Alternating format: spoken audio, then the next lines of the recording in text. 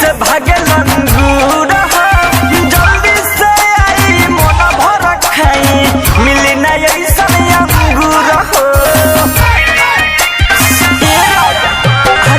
जाने राजा के धोलिना हाथे से जवाना दुनू मोहलिना चालू के गाड़ी पंपी से टकरिना चालू के गाड़ी पंपी से टकरिना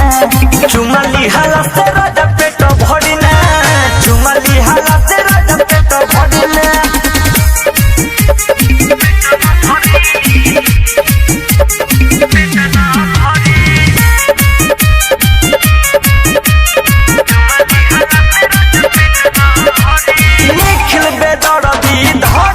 होता नया बड़ा सजी नाइट में लाइट बुता के करी पिया सुन कुछ खास